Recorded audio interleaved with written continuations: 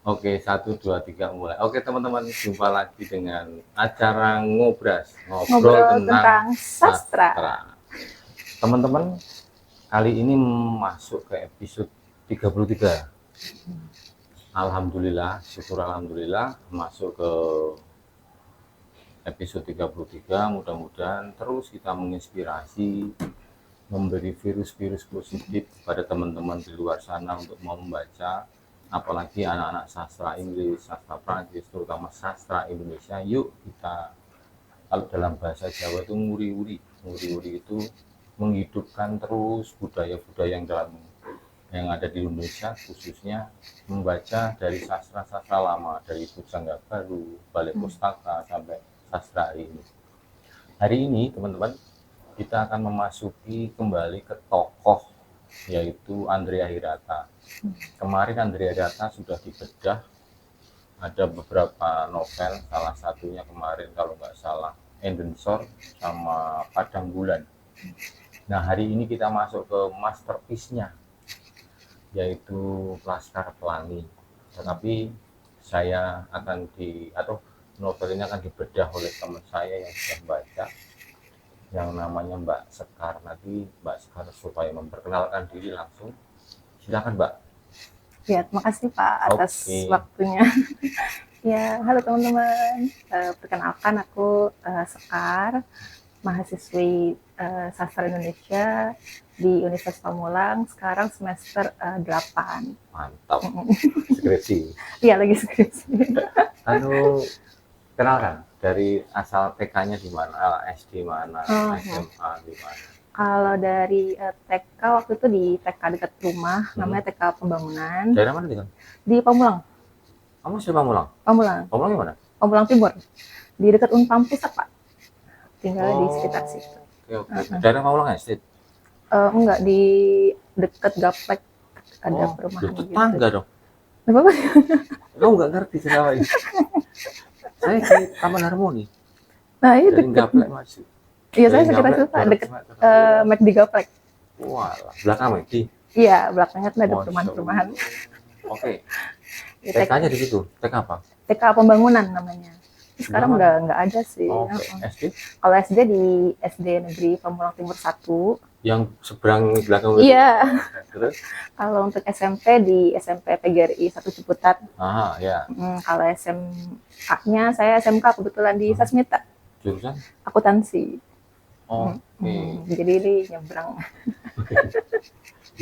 Waktu SD sempat bersentuhan dengan sastra nggak? Puisi tidak?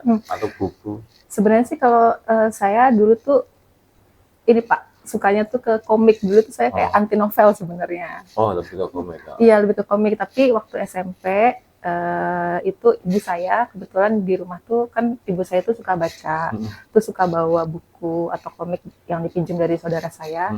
Waktu itu pas waktu SMP saya ngeliat nih Pak ada novel di rumah saya, novel tipis. Itu novel terbitan tahun 96, 95. Ingat judulnya? Judulnya tuh Hantu Tanpa Kepala. Nah itu jadi novel pertama saya tuh Pak. Selesai? Iya selesai, itu kan tipis. Pas saya lihat mau berangkat sekolah, apa nih? Kelas berapa itu? Kelas berapa? Kelas 2 SMP. Waktu itu kan saya suka banget ya pas sama hal mistis. Pas saya lihat judulnya Hantu Tanpa Kepala, saya penasaran, pulangnya saya baca.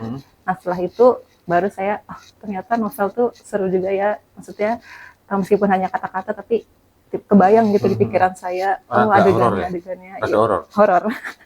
Ya cocok tuh kalau anaknya segala tahu. Ya, dari situ sih bersinggungannya dari situ. Untuk itu novel siapa? Novel terjemahan sih Pak. Bukan, maksudnya yang punya mama? Yang punya saudara. Jadi dipinjam oleh ibu, dibawa pulang. Kalau waktu SMK sempat baca apa? SMK saya beberapa sih ada sih Pak. Novel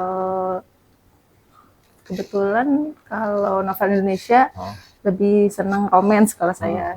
Ada beberapa novel terjemahan juga. Sempat baca di Wattpad? Wattpad suka juga. Gitu. Kalau itu yang zaman SD SMP sempat ngalami yang kecil-kecil punya karya itu, apa itu? Sempat baca belum? Kalau saya bacanya Lupus sih Pak. Iya, apa? Iya, Lupus. Lupus. Lupus. Oh, lupus dari dia kecil Oh. sampai dia yang remaja itu saya ngikutin. Oh, gitu. Oh, iya, iya, iya. Oke, teman-teman, sekarang kita masuk ke novel Andrea Hirata. Hari ini kita akan membedah novelnya Andrea Hirata. Oke, silakan. Ya, jadi teman-teman, hari ini saya bersama dosen saya, senior saya, Pak Gio, akan membedah novel Laskar Pelangi. Jadi ini novel wajib ya Pak ya? Wajib itu. Wajibun. Pokoknya anak sastra belum baca Laskar Pelangi, belum lulus. Belum lulus anak Harus sastra. dibaca itu, ya kan? Masterpiece-nya Indonesia. Iya, masterpiece-nya si siapa, Andrea Hirata. Jadi teman-teman, nanti saya bantu dengan Mbak Sekar ini. Jadi Andrea Hirata itu karyanya banyak, tapi ini novel yang pertama, jadi seperti masterpiece betul. Novel keduanya Sang Pemimpi, novel ketiga Anderson. Nanti teman-teman cari lagi, gali lagi, ada Padang Bulan, ada Maria Markafur dan seterusnya. Oke, langsung ceritakan sinopsisnya. Kalau sinopsisnya, kalau yang saya selesai baca, novel ini lebih menceritakan tentang kehidupan di sebuah pulau kecil gitu ya teman-teman. Ada di sini tuh Andrea Hirata menggunakan tokoh sudut pandang orang pertama. Tokohnya itu bernama Ikal. Jadi Ikal ini disekolahkan sama bapaknya gitu di sekolah kecil. Nah di sana dia bertemu sama teman-temannya. Jadi di satu kelas itu ada 10 orang di sekolah sekolah ini tuh namanya Laskar Pelangi. Yang dibikin sama judulnya. Jadi ini nama sekolahnya. Jadi 10 orang ini berkumpul sebagai anak-anak orang yang kekurangan ekonomi gitu Pak, berkumpul di satu sekolah untuk mewujudkan mimpi-mimpi mereka gitu. Awalnya sekolah itu tuh sedihnya ya Pak ya, di awal-awal tuh diceritakan kalau sekolah ini tuh diancam mau ditutup gitu sebelum muridnya itu ada Penuh, 10, iya. minimal 10 orang. Terakhir ada anak satu tuh kan. Pokoknya kalau nggak 10 tutup. Gitu. Padahal ini tuh satu-satunya sekolah yang ada di pulau itu gitu. Kalau misalnya ditutup, kemana lagi anak-anak yang mau sekolah ini tuh belajar gitu. Nah sedihnya tuh di situ. Kalau ingat itu ya, saya juga ingat. Kan kalau kita membaca novel kan membayangkan. Iya benar. Nonton film. Aduh anjir.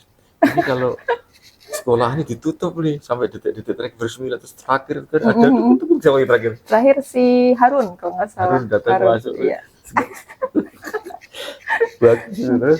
Iya jadi terlebih memang 10 anak ini tuh mereka punya privilege gitu sih Pak, orang tua yang sadar akan pendidikan gitu, karena di pulau itu tuh rata-rata anak-anak atau orang-orangnya itu tuh orang tua penambang kan? Penambang memilih untuk ya udah anak-anaknya bantu ekonomi keluarga deh untuk kerja gitu, tapi orang tua yang 10 anak ini tuh bener-bener melek gitu akan pendidikan, jadi mereka ingin anaknya tuh sekolah untuk memperbaiki kualitas ekonomi keluarga mereka gitu. Jadi sedih banget kalau misalnya tiba-tiba kurang dari 10 terus sekolahnya itu tutup. Tapi keajaiban itu ya Pak ya, ada satu orang yang tiba-tiba lari, temannya namanya Harun, tiba-tiba datang, aku juga mau sekolah bersama kalian gitu. Nah, jadi mereka berhasil untuk membuka kelas ini gitu. Terus kalau nggak salah kan begitu ya, di situ itu di buruh tambang itu ada kasta yang rendah sama yang pejabat-pejabat. Benar. Sementara yang pejabat-pejabat itu kan dia sekolah di sekolah yang bagus. Kalau sini sekolah internasional. Jadi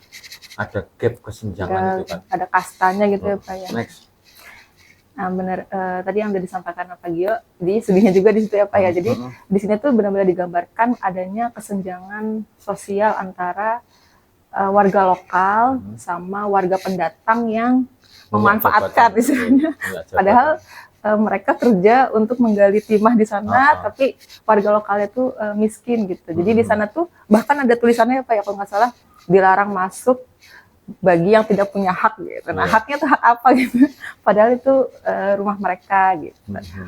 Nah jadi lebih kepada menceritakan perjuangan anak-anak 10 anak ini bersekolah di tempat yang kalau hujan bocor, kalau misalnya panas-panasan, kalau misalnya ada angin, yaitu sekolahnya bahkan kayak mau roboh untuk mengejar mimpi. Terus ke sekolah ada banyak yang belum pakai sepatu. Nah iya benar, ada yang sepatunya dari ban ya masih lintang.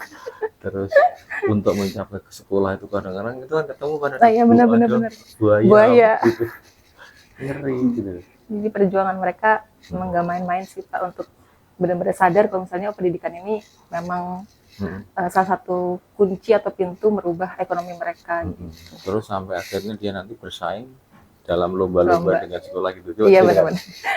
Jadi untuk perjalanan mereka di sekolah di sini tuh nggak mudah gitu. Tadi yang udah disinggung oleh Pak Gio, ada anak yang namanya Lintang. Nah Lintang ini tuh untuk menuju ke sekolah aja dia harus bersepeda 40 km melewati Sungai Buaya. Bahkan di sini diceritain ada satu waktu Lintang ini ketemu sama buaya yang besarnya tuh segede apa namanya manusia gitu.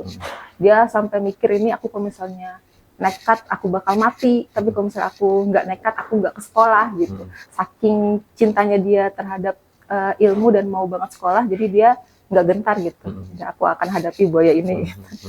Nah terus di sini juga diceritain apa namanya titik balik gitu ya kayak sekolah Laskar Pelangi ini awalnya tuh nggak dipandang sama orang-orang kayak apa sih sekolah Laskar Pelangi, sekolahnya mau roboh, terus anaknya juga ini. Tapi di sini diceritain ada satu titik di mana anak-anak ini berhasil mengangkat derajat sekolah mereka itu dari lomba.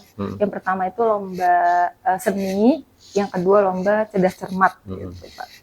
Terus di sini juga yang saya mes gitu ya Pak ya, di sini sama dua tokoh gurunya, yang satu namanya guru Harfan, kuncinya sama guru Mus. Gumus itu kan. Gumus. Jadi padahal cuman dua guru di sana mengajar beberapa semua kelas, tapi satu sampai kelas 6. Meskipun satu kelas usia 10 ya Pak ya, tapi mengajar kelas 1 sampai kelas 6 dengan hanya 2 guru itu menurut saya luar biasa sih Pak. Terlebih cara mengajar guru Harfan sama Bu Mus ini menurut saya bagus karena suka menyelipkan nilai-nilai kehidupan gitu Pak untuk anak-anak. Jadi anak-anak tuh selain dia belajar ilmu, mereka juga oh iya ya aku tuh hidup untuk ini, aku tuh hidup untuk apa namanya menjadi orang bermanfaat. Terus dia Bu Mus sama Pak Harfan tuh jago melecut anak-anak. Nah, ya itu yang penting. Memotivasi. Jadi hari ini apalagi ya dengan digital, semua sebenarnya orang nggak perlu kuliah, nggak perlu sekolah, karena semua sudah ada dalam genggaman kita, daya dunia digital. Tapi kita kuliah, sekolah kalau zaman sekarang itu kan networking ya. Tapi yang lebih utama kuncinya guru itu kan memotivasi seperti Bu Mus itu kan. Iya benar Pak. Keren itu. Terus. Ya jadi lebih kepada kayak jadi novel ini bisa istilahnya menyindir semua kalangan gitu ya, menyindir guru, menyindir kita sebagai murid, bahkan menyindir pejabat. Jadi lengkap. Jadi teman-teman kalau misalnya belum baca benar rugi ya Pak ya. Iya benar. Karena ini novel sudah diterjemahkan ke lebih dalam 40 bahasa. Apalagi ini novel anak Indonesia, karya anak Indonesia, jadi wajib membaca. Jangan, saya sudah nonton filmnya, beda. Benar Pak. Kalau filmnya itu kan terbatas durasi, terbatas biaya, akhirnya dipadatkan. Tapi kalau membaca novel kita mencoba membayangkan kan, membayangkan bagaimana ketika sekolah itu mau ditutup waktu pendaftaran muridnya baru 9, membayangkan ketika siapa yang naik sepeda 40 km Lintang itu terus kena hujan, ketemu buaya hanya untuk pendidikan teman-teman. Bayangkan itu. Terus pernah nginep juga kan dia sampai ngeri. Karena kalau bolak-balik kan jauh ya Pak ya. Betul. Nah, ada lagi yang diceritakan? Udah sih Pak itu ya. Kurang lebih. Kalau misalnya teman-teman mau tahu baca. Oke. Setelah membaca ini kan Mbak Sekar asli Tangerang Selatan, anak kota lah. Zamannya Mbak Sekar juga kemudahan untuk mengakses pendidikan, ya kan? Setelah membaca ini, Mbak Sekar kan, oh iya, ada kuliah malam, ambil kerja kan? Nah ini jujur teman-teman, itu sebenarnya mahasiswa kesayangan saya. Dia pinter di kelasnya, aktif diskusi, dan selalu ngasih saya A terus sama kamu. Karena kalau saya lihat anak, bukan masalah pinter enggak, tapi paling tidak aktif di kelas dan rajin, mau berproses. Jadi apa pengaruhnya setelah tadi saya katakan, oh Mbak Sekar ini banyak privilege, artinya Tangerang tuh banyak sekolah, akses Betul. kemana-mana dekat. Setelah membaca ini apa? Kalau saya pribadi lebih ke malu sih Pak, ya malu. Pertama terlebih kita mendapatkan fasilitas untuk belajar, apalagi sekarang kan sekolah negeri itu gratis ya Pak ya, bisa masuk gitu. Kalau misalnya kita tidak memanfaatkan dengan baik, rugi gitu. Terlebih ternyata di beberapa daerah di Indonesia tuh senyata ini gitu Pak, perbedaan fasilitas dari segi pendidikan, fasilitas infrastruktur gitu. Kayak tadi kan misalnya sekolahnya tuh mau roboh, bahkan untuk beli kapur aja yang saya ingat di sini tuh mereka harus pergi ke pasar yang jaraknya tuh jauh. Jadi sekalinya kapur yang habis, ayo siapa yang mau beli? Harus beli dulu ke sana, baru balik lagi pun. Bahkan guru Harvard pun kalau misalnya mau mendaftarkan anak-anaknya buat lomba ke kantor kecamatan itu harus bersepeda lagi jauh. Gitu. Jadi teman-teman jangan bayangkan ya, ngalamin kapur nggak gurumu? Enggak ya? Waktu SD, SD kelas 1, kelas 2. Nah, anak sekarang nggak ngerti kapur. Teman-teman, guru itu dulu waktu mengajar itu menulis di papan tulis pakai kapur. Kalau mewarnai baru ada itu kapur merah, ada hijau. Tapi basicnya dasarnya hitam, kapurnya putih ya. Itu udah. Sekarang udah ngalami spidol. Spidol sekarang juga nggak dipakai. Orang udah pakai laptop. PowerPoint ya Pak ya. PowerPoint semua dan seterusnya.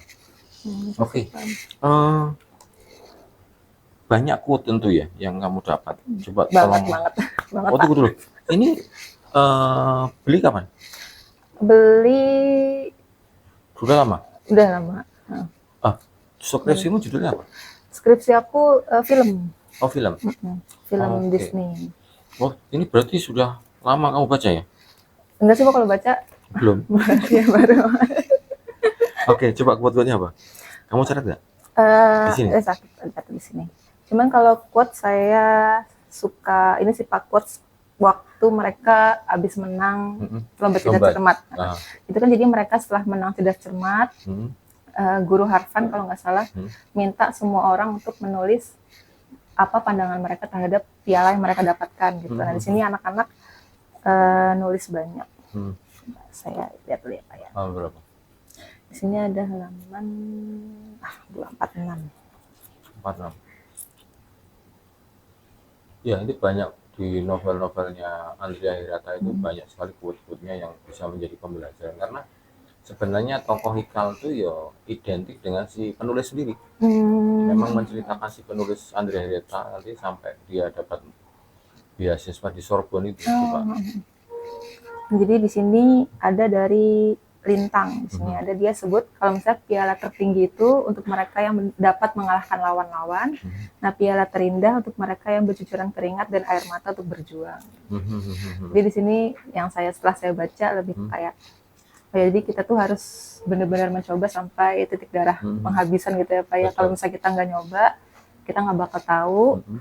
Mendingan kita menyesal karena mencoba dibandingkan menyesal karena nggak nyoba gitu. Betul. Jadi teman-teman itu justru kalau kalian tidak mencoba itu yang menyesal. Iya benar. Kalau sudah mencoba gagal itu nggak masalah. Lebih menyesal lagi kalau kalian tidak pernah mencoba apapun dalam passion, dalam belajar, dalam mencoba keterampilan. Next. Ada lagi di sini dari Sahara. Nah ini bikin sedih sih Pak. Yeah. Ini dari Sahara dia nulisnya gini.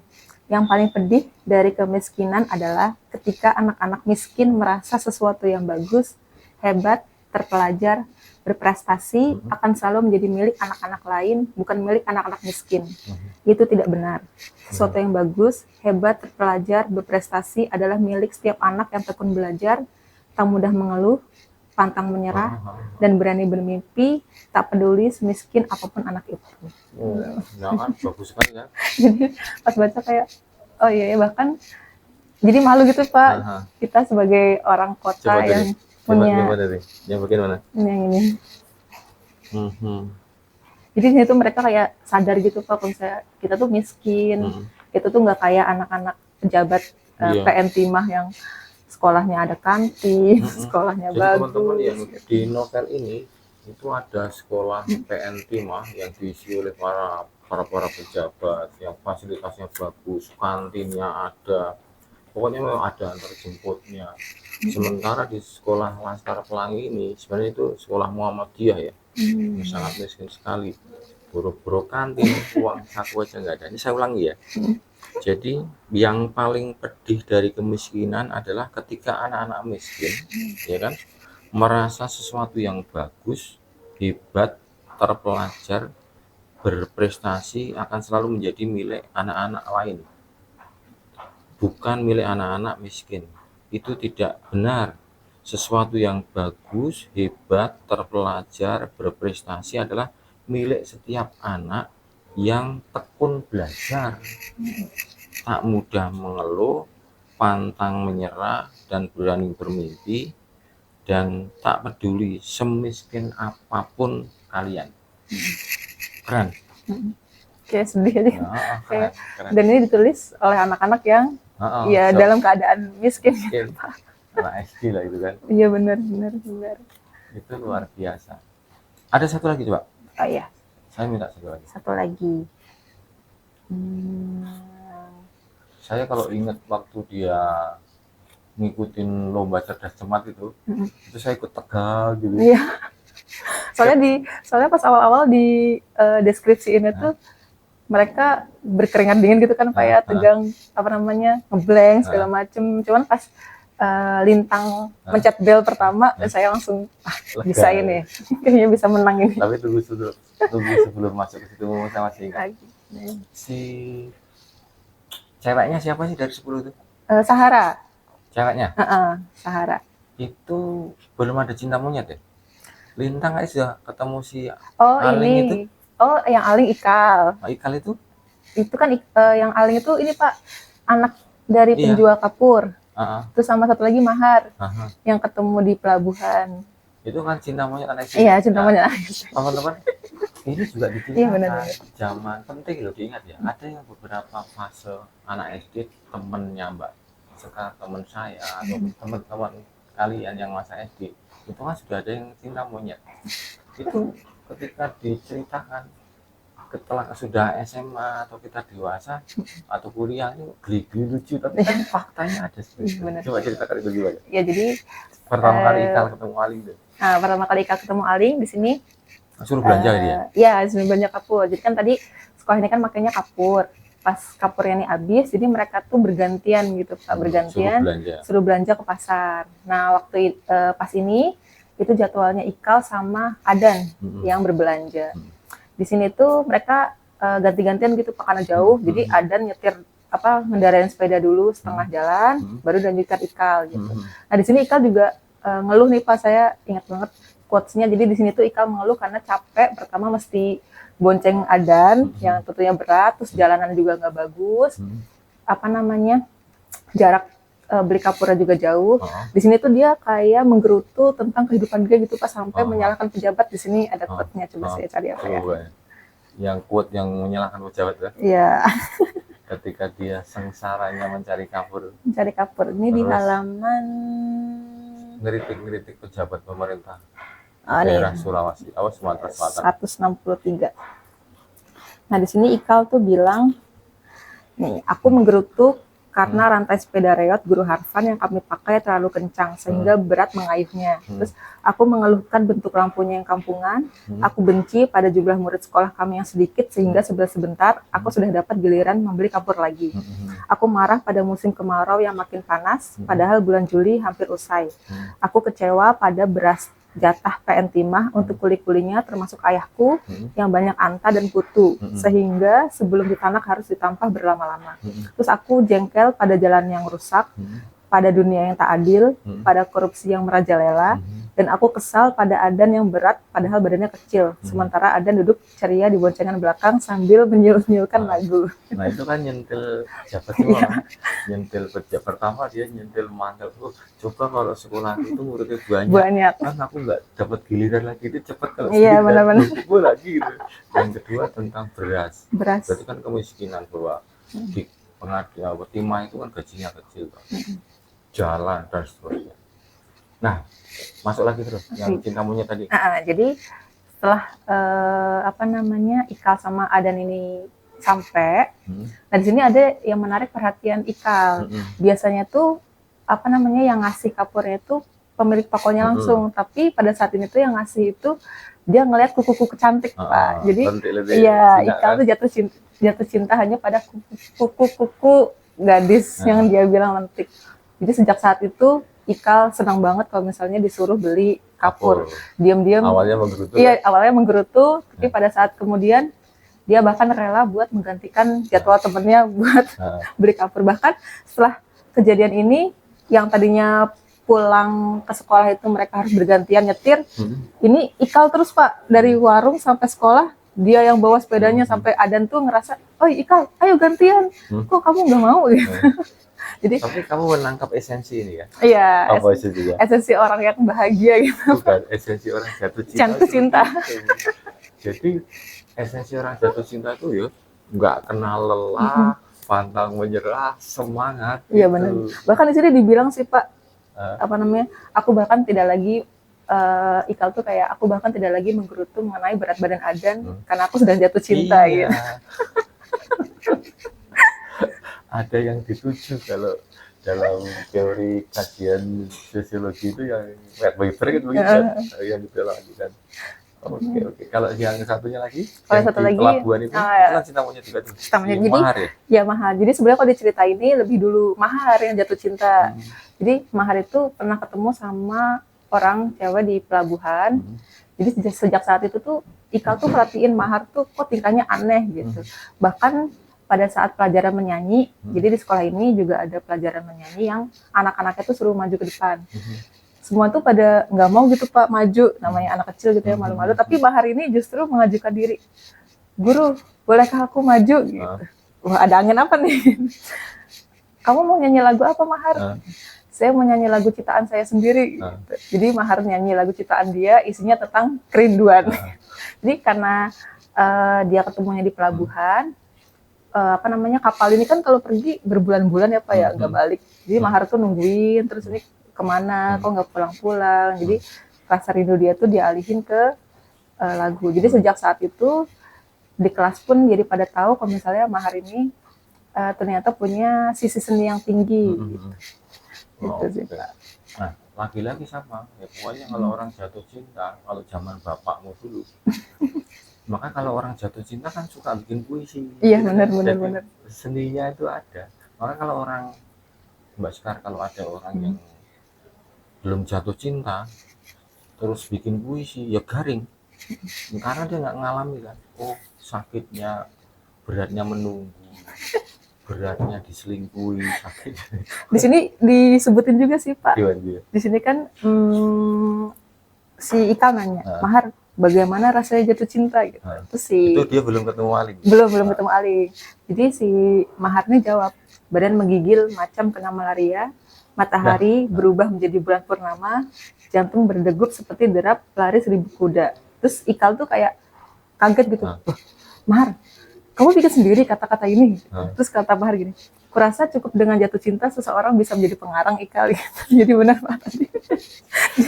Kita kayaknya jadi pengarang handal kalau misalnya kita lagi jatuh cinta gitu. Nah, teman-teman yang di luar sana ya, entah itu mau mahasiswa, mau SMA, apalagi anak SD, kalau kalian belum mengalami jatuh cinta, dinasihati suka nggak denger kan? Iya. Oh, ada yang mengatakan, oh dasar bucin, kamu belum ngerasain. Coba kamu ulang pelan-pelan. Jadi kalau orang jatuh cinta itu, buatnya kayak demam menggigil, nggak doyan makan, nggak, tapi pengen ketemu gitu. Iya benar. Terus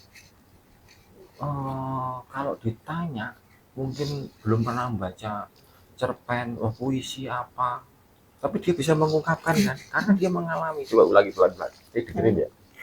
Badan menggigil macam kena malaria, matahari berubah menjadi bulan purnama, jantung berdegup seperti derap lari 1000 kuda.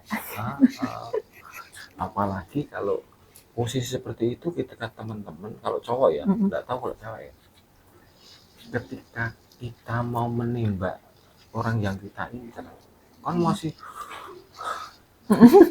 demam, takut, nervous ya kan? Ketemu begitu mau nembak, gimana ya? Iya benar-benar Pak, Kalau benar. nggak berani nembak, nulis surat pun gemeter kok itu. Salah lagi lompat dulang, kamu nggak ngalami ya? Tanya bapakmu ya. Untur-untur buang lagi. Terus dulu itu zaman dulu itu kalau nulis surat, kertas surat tuh banyak mbak, ada yang wangi-wangi gitu. Ada bergambar juga ya Pak ya? Bergambar-gambar itu. Terakhir apa coba? Yang menarik satu lagi. Terakhir quotes yang menarik, oh ini dari Guru Harvan. Ada di halaman. Kamu ada yang bumus nggak? Satu aja nanti kalau ada bumus. Oh kalau bumus ada. Oke. Bumus di depan. Bumus kenapa saya tonjolkan ini satu tokoh yang diangkat oleh Andre Hirata, cukup menonjol perannya karena dia memotivasi siswa-siswanya sehingga siswa-siswa yang rata-rata orang yang tidak mampu tadi menjadi semangat, fight, nggak minder untuk lomba melawan SD PN Timah yang notabene orang-orang kaya. Coba. Kalau di sini Bumus pas dia lagi bilang ini sih Pak, sholatlah tepat waktu biar dapat pahala lebih banyak. Nah di sini Ikal tuh mendeskripsikan kalau misalnya kata-kata guru mus yang diucapkan guru mus di kelas atau diucapkan guru mus ketika lagi ketemu itu tuh benar-benar berdengung-dengung di dalam kalbu mereka gitu. Jadi kayak istilahnya ceramah secara tidak langsung gitu ya Pak ya. Gitu. Padahal di sini tuh guru mus ini hanya berijazah SKP Sekolah Kepadaan Putri yang setingkat SMP, tapi karena tekad dia menjadi guru itu besar, jadi apa yang diajarkan guru mus ke anak-anak tuh sampai gitu Pak ke anak-anak.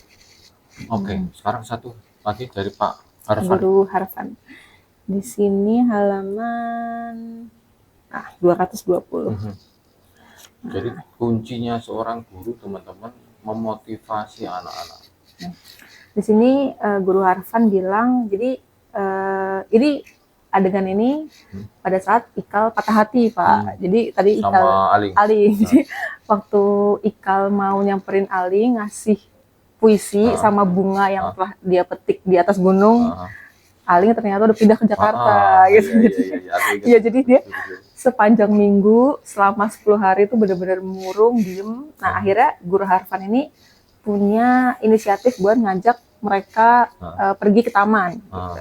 Nah di taman itu kayak ada jam, tapi jamnya tuh mati. Udah selama 41 tahun, kata Guru Harvan tuh jam tuh rusak, nggak pernah dibetulin. Jamnya itu menunjukkan waktu pukul 5. Nah jadi Guru Harvan di sini tuh ngasih tahu, ingat anak-anakku, tak ada satu hal pun di dunia ini terjadi karena kebetulan. Semuanya, sekecil apapun merupakan bagian dari rencana ilahi. Keberhasilan, kegembiraan, kegagalan, kesedihan akan selalu menjadi bagian dari cerita hidupmu. Cerita hidup siapa saja. Apa yang dapat membunuhmu akan membuatmu semakin kuat. Yang kita perlukan hanya sikap tak gampang menyerah, maju terus, coba terus, berjuang terus. Kau akan jatuh dan kau akan bangkit lagi. Kau akan jatuh, tapi kau akan bangkit lagi. Hidup terlalu singkat untuk gampang menyerah. Terus coba lihat jam itu, kata Guru Harvan. Pukul 5 di jam rusak itu pun sebuah metafora katanya. Yang benar 2 kali. Iya, renungkanlah. Banyak sekali kebaikan terjadi di pukul 5. Manusia yang rajin mulai menyebar di muka bumi untuk belajar dan mencari nafkah sejak pukul 5 pagi.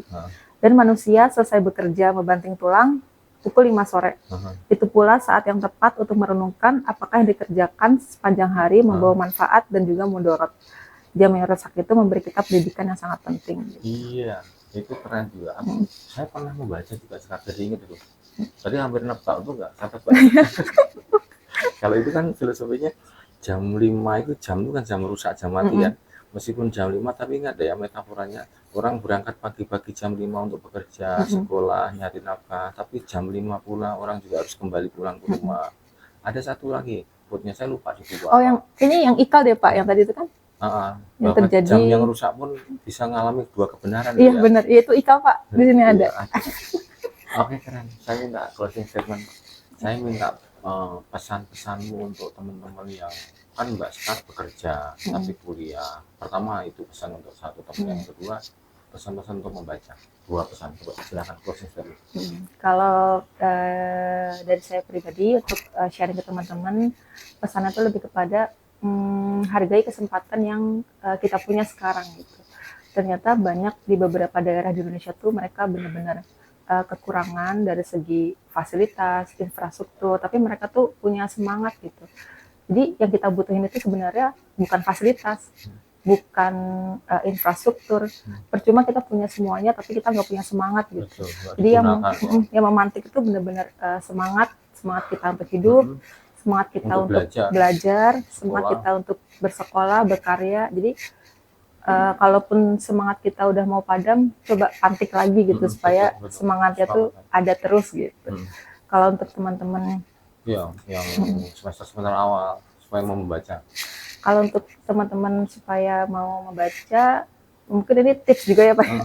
Dari pengalaman saya, coba temukan apa yang membuat teman-teman tuh penasaran gitu. Jadi karena saya juga awalnya nggak suka novel, cuman karena penasaran cerita hantu yang saya pengen baca, jadi saya mulai baca. Jadi mungkin dari teman-teman cari apa yang sekiranya cerita apa atau buku apa yang bikin teman-teman tuh aku mau tahu banget ini ceritanya tentang apa gitu. Dan Bapak Ibu yang ada di luar sana atau teman-teman yang di luar sana, ajaklah anak-anak kalian tuh pergi ke toko Gramedia, ya kan? Ke Blok M itu ada toko-toko di Kuitang, buku bekas. Ajaklah mereka ke sana, jangan ke mall. Kalau di mall ya paling tidak tujuan pertama ke toko buku dulu. Kami juga mengundang di Unfam ini, fasilitasnya sangat lengkap sekali, perpustakaannya. Silahkan datang ke Perpustakaan Nasional. Thank you sharingnya. Semoga motivasi teman-teman di luar sana dan bermanfaat. Jangan kapok. Iya Pak, makasih banyak Pak. Jangan lupa lanjut S2. Amin. Harus semangat dan dekat supaya maju. Oke teman-teman, terima kasih ya untuk perjumpaan kali ini. Apa itu, semoga memberi manfaat. Salam sastra, salam literasi. God bless you.